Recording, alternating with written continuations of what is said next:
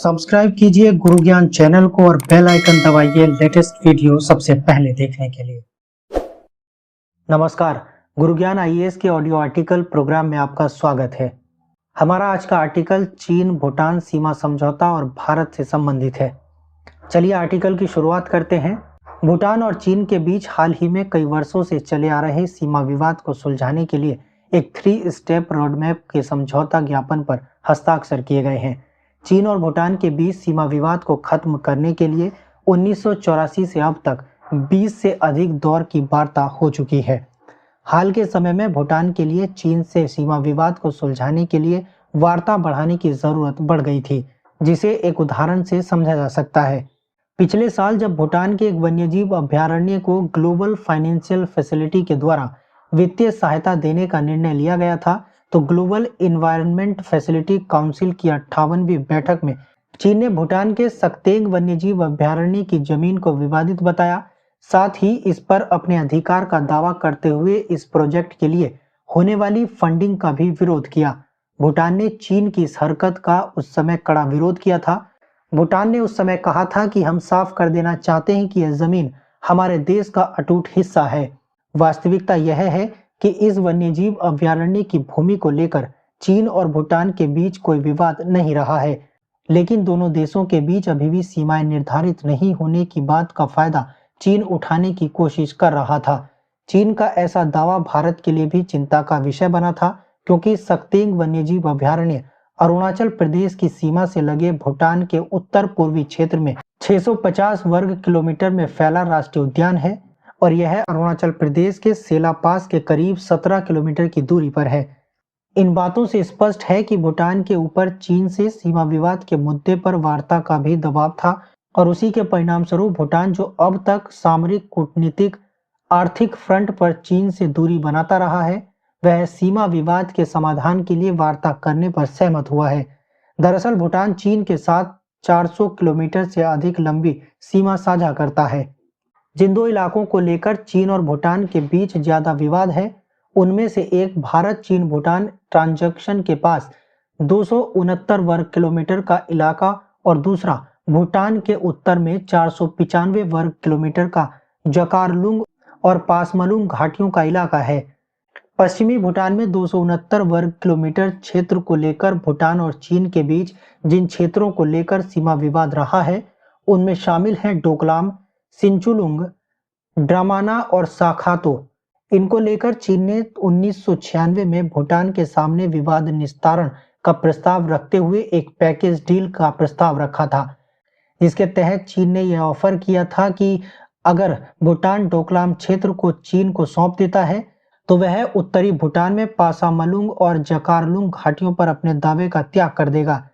अब यदि सीमा विवाद सुलझाने के क्रम में फिर से भूटान चीन के इस प्रस्ताव पर विचार करता है और डोकलाम को चीन को सौंपने पर विचार करता है, तो भारत के उत्तर पूर्वी क्षेत्र की सुरक्षा खतरे में पड़ जाएगी। ऐसा इसलिए है क्योंकि डोकलाम पठार भारत के राज्य सिक्किम, भूटान की हा घाटी और तिब्बत के चुंबी घाटी के त्रिकोणीय बिंदु पर स्थित है। चीन भूटान से पैकेज की डील के तहत डोकलाम का जो इलाका मांग रहा है, वो भारत के सिलीगुड़ी कॉरिडोर के करीब है। डोकलाम से सिलीगुड़ी कॉरिडोर की दूरी महज 80 किलोमीटर है।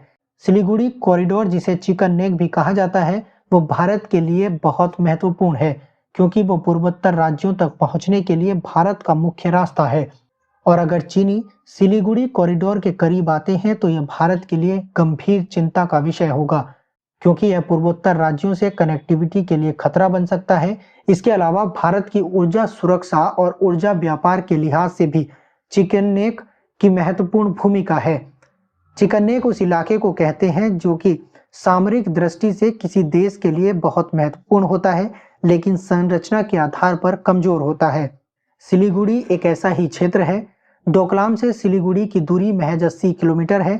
200 किलोमीटर लंबा व 60 किलोमीटर चौड़ा यह कॉरिडोर देश की सुरक्षा के लिए काफी अहम है। चीन से हालिया तनाव होने के बाद केंद्र सरकार ने भारत के चिकन नेक कहे जाने वाले सिलीगुड़ी कॉरिडोर पर अपना निर्माण कार्य तेज कर दिया है। जलपाईगुड़ी के पास तीस्ता नदी पर पुल का निर्माण किया जा रहा है। तीस्ता नदी पर नए पुल के बनाने की योजना के साथ ही बंगराकोट से सिक्किम के गंगटोक तक राष्ट्रीय राजमार्ग के निर्माण ने भी रफ्तार पकड़ ली है। सड़क परिवहन व राजमार्ग मंत्रालय के अधिकारियों के द्वारा स्पष्ट किया जा चुका है कि जलपाईगुड़ी के समीप तीस्ता नदी पर दूसरे पुल यानी राष्ट्रीय राजमार्ग संख्या 27 का निर्माण अंतिम चरण में है। 3 साल पहले भूटान के डोकलाम सड़क निर्माण को लेकर चीन व भारत में विवाद बढ़ गया था। डोकलाम में यदि चीन सड़क बनाने में कामयाब होता है तो सिलीगुड़ी कॉरिडोर तक उसकी पहुंच आसान हो जाएगी। इस कॉरिडोर के बंद होने से भारत का संपर्क पूर्वोत्तर राज्यों से पूरी तरह से कट जाएगा। सामरिक दृष्टि से यह इलाका भारत के लिए बेहद अहम है, इसलिए सरकार डोकलाम में सड़क निर्माण के सख्त खिलाफ है।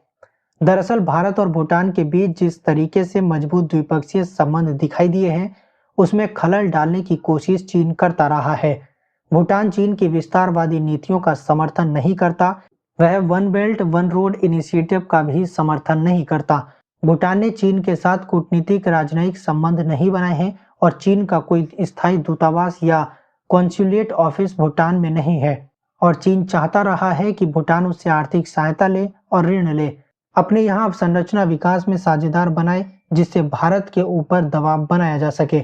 मुद्दा यह है कि भूटान ने भारत को अपने सबसे बड़े ट्रेड पार्टनर और डेवलपमेंट पार्टनर के रूप में हमेशा से वरीयता दी है और यह बात चीन को बुरी लगती है। भूटान में भारत के high impact community development project को विश्वास की नज़र से देखा जाता है, जबकि चीन के किसी भी प्रस्ताव को सौदेबाजी या संदेह की नज़र से देखा जाता है। 8 लाख की आबादी वाले देश भूटान की अर्थव्यवस्था बहुत छोटी है, वह काफी हद तक भारत को होने वाले निर्यात पर भी निर्भर है। वर्ष 2000 से 2017 के बीच भूटान को भारत से बतौर सहायता लगभग 4.7 बिलियन डॉलर मिले हैं, जो भारत की कुल विदेशी सहायता का सबसे बड़ा हिस्सा था। साल 1961 में भारत के सीमा सड़क संगठन के द्वारा शुरू किया गया प्रोजेक्ट दंतक किसी विदेशी धरती पर राष्ट्र निर्माण के लिए शुरू किया गया और सबसे बड़ा प्रोजेक्ट है। भारतीय सहायता से ही भूटान के तीसरे नरेश जिंगवे दोरजी वांगचुक ने भूटान योजना आयोग की नींव रखी थी और तब से भारत भूटान में चलने वाली योजनाओं के लिए आर्थिक सहायता देता रहा है, ताकि संसाधनों की कमी के कारण भूटान का विकास न रुके। अब तक भारत सरकार ने भूटान में कुल 1416 मेगावाट की 3 पनबिजली परियोजनाओं के निर्माण में सहयोग किया है और ये परियोजनाएं चालू अवस्था में हैं तथा भारत को विद्युत निर्यात कर रही हैं। भारत भूटान का सबसे बड़ा व्यापारिक साझेदार है। साल 2018 में दोनों देशों के बीच कुल द्विपक्षीय व्यापार 9,228 करोड़ रुपए का था। इसमें भारत से भूटान को होने वाला निर्यात 6,011 करोड़ रुपए तथा भूटान से भारत को होने वाला निर्यात 3,217 करोड़ रुपए दर्ज किया गया। भारत और भूटान के बीच वर्तमान में 2019-20 के वित्त वर्ष में द्विपक्षीय वार्षिक व्यापार 1144 बिलियन डॉलर है, जो कि भूटान के कुल व्यापार के 85% से भी अधिक है।